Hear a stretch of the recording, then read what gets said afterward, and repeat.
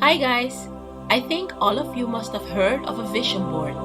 I made one many years ago and I had a lot of things on it. I've manifested some of the things faster than the other ones, and a few I didn't manifest till this day.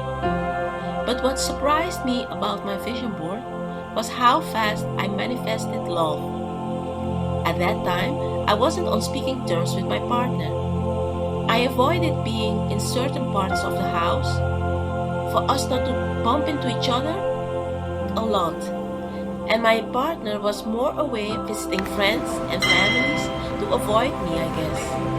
But when I've put an image of a man and a woman kissing each other on my vision board, hoping of course to find a new partner soon, within hours the issues between my partner and I got resolved, and we decided to care for each other again. That was the fastest thing that I manifested on my vision board.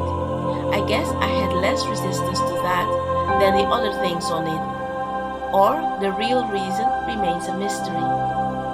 Thanks for watching. See you. Bye.